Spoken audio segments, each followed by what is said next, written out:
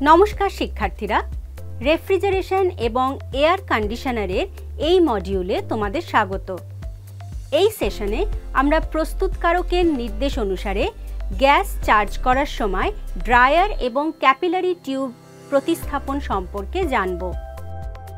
উদ্দেশ্য: এই অনুশীলনের শেষে তোমরা সক্ষম হবে একটি ত্রুটিপূর্ণ ড্রায়ার এবং ক্যাপিলারি টিউব পরীক্ষা করা, শারীরিক ক্ষতি, ক্ষয় বা আর্দ্রতা জমার জন্যে ড্রায়ার মূল্যায়ন করা, ব্লকেজ, খিঁচুনি বা ক্ষতির কোনো লক্ষণের জন্যে ক্যাপিলারি টিউব পরিদর্শন করা।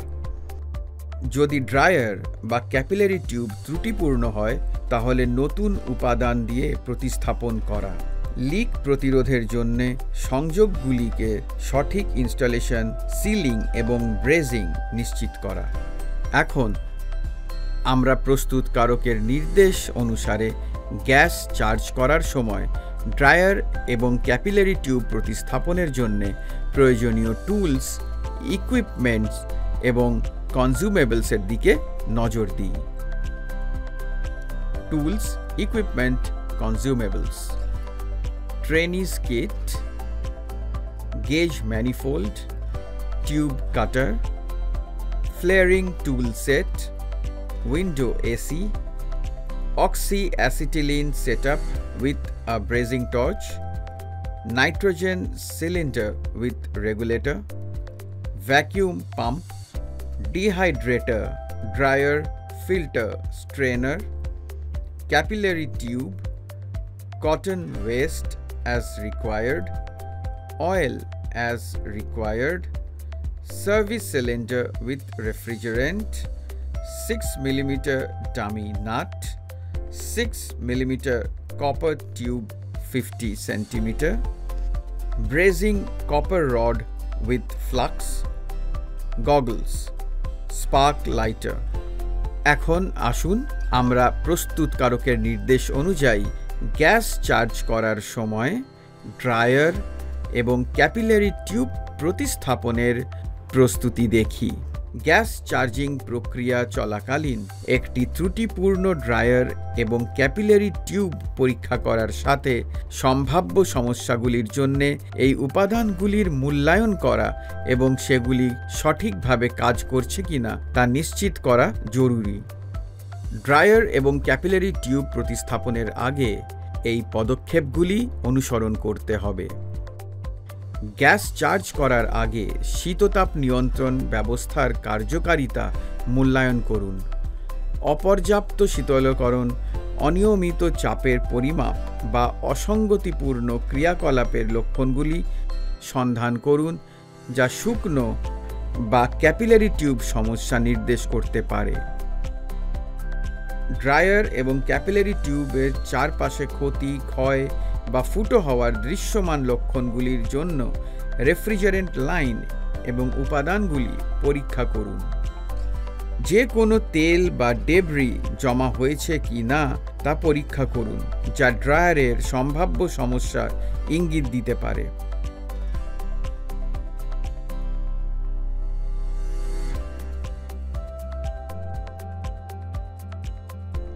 উচ্চ এবং নিম্ন চাপ উভয় দিক সহ বিভিন্ন পয়েন্টে সিস্টেমের চাপের মাত্রা পরীক্ষা করতে একটি বহুগুণ গেজ সেট ব্যবহার করুন। অনিয়মের জন্যে বা উল্লেখযোগ্য অসামঞ্জস্যের জন্যে গেজ রিডিং পর্যবেক্ষণ করুন যা ড্রায়ার বা ক্যাপিলারি টিউব নিয়ে কোনো সমস্যা ইঙ্গিত দিতে পারে। ড্রায়ার এবং ক্যাপিলারি টিউব সংযোগের চারপাশে লিক ডিটেকশন বা একটি ইলেকট্রনিক লিক ডিটেক্টর সলিউশন ব্যবহার করে ফুটো পরীক্ষা করুন।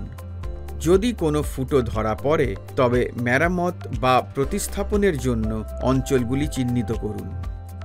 ক্যাপিলারি টিউবটি অবরোধ, কিঙ্কস বা ক্ষতির কোনো লক্ষণের জন্য পরীক্ষা করুন। নিশ্চিত করুন যে নলটি এমন বাধা থেকে মুক্ত যা রেফ্রিজারেন্টের প্রবাহকে বাধা দিতে পারে। শারীরিক ক্ষতি, ক্ষয় বা আর্দ্রতা সঞ্চয়ের জন্য ড্রায়ারটির মূল্যায়ন করুন। যদি ড্রায়ারটি কম্প্রোমাইজড বা ড্যামেজ বলে মনে হয় তবে সিস্টেমের দক্ষতা বজায় রাখতে এটি প্রতিস্থাপনের কথা বিবেচনা করুন। যদি ড্রায়ার বা ক্যাপিলারি টিউব ত্রুটিপূর্ণ হয় তবে সেগুলিকে নতুন উপাদান দিয়ে প্রতিস্থাপন করুন। ফুটো রোধ করতে সংযোগগুলির যথাযথ ইনস্টলেশন, সিলিং এবং ব্রেজিং নিশ্চিত করুন। এখন আমরা দেখি ম্যানুফ্যাকচারার্স ডাইরেকশনস মেনে ক্যাপিলারি টিউবের গ্যাস চার্জিং এবং ড্রায়ারের রিপ্লেসিং প্রক্রিয়াটি। টাস্ক 1, ফল্টি ডিহাইড্রেটর এবং ক্যাপিলারি পরীক্ষা করা এবং পরিস্থাপন করা। মেশিন 10 মিনিটের জন্য চালিয়ে রাখতে হবে। বাষ্পীভবন এবং গ্রিলের শীতল প্রভাব পর্যবেক্ষণ করতে হবে। শারীরিকভাবে শুষ্ক পরীক্ষা করে এবং এটি উষ্ণ হওয়া উচিত। যদি এটি আংশিকভাবে ঠান্ডা পাওয়া যায় এবং ড্রায়ারের মধ্যে ঘাম হয় তবে এটি নিশ্চিত যে ড্রায়ারটি ত্রুটিপূর্ণ। মেশিন বন্ধ করে দিতে হবে। সিস্টেম থেকে রেফ্রিজারেন্ট বের করে দেওয়ার জন্য কম্প্রেসর চার্জিং লাইনটি কেটে দিতে হবে। চার্জিং লাইনে হ্যান্ড শাট অফ ভালভ সংযুক্ত করতে হবে। সিস্টেমে একটি গেজ ম্যানিফোল্ড সেট সংযুক্ত করতে হবে।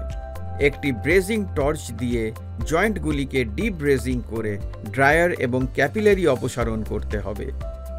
একটি তামার ব্রেজিং রড দিয়ে একটি তরল লাইন এবং ক্যাপিলারি টিউব দিয়ে নতুন ডিহাইড্রেটর ব্রেজ করতে হবে। নাইট্রোজেন গ্যাস ব্যবহার করে ইউনিটে চাপ দিতে হবে। সাবান দ্রবণ দ্বারা ব্রেজিং জয়েন্টগুলোতে লিক পরীক্ষা করতে হবে। যদি কোনো লিক না পাওয়া যায় নাইট্রোজেন গ্যাস বের করে দিতে হবে। হ্যান্ড শাট অফ ভালভ বন্ধ করে দিতে হবে। ম্যানিফোল্ড ভ্যাকিউম পাম্প সংযুক্ত করে এবং হ্যান্ড শাট অফ ভালভ খুলে দিতে হবে। ভ্যাকিউম পাম্প শুরু করে এবং কম্পাউন্ড গেজটি পর্যবেক্ষণ করতে হবে যা 28 ইঞ্চেস থেকে 30 ইঞ্চেস মার্কারি ইঞ্চ পড়া উচিত 45 মিনিট পরে। লক্ষ্য করতে হবে যে ভ্যাকিউম স্থির থাকে। গেজ ম্যানিফোল্ড থেকে ভ্যাকিউম পাম্পের সংযোগগুলি সরান এবং রেফ্রিজারেন্ট, পরিষেবা সিলিন্ডার এবং চার্জ গ্যাস সংযুক্ত করুন। সাকশন এবং ডিসচার্জ প্রেসার পরীক্ষা করে চার্জিং লাইনটি পিঞ্চ অফ করতে হবে এবং হ্যান্ড শাট অফ ভালভ এবং অন্যান্য সংযোগগুলি সরিয়ে দিতে হবে। চার্জিং পোর্টটি সঠিকভাবে ব্রেজ করতে হবে।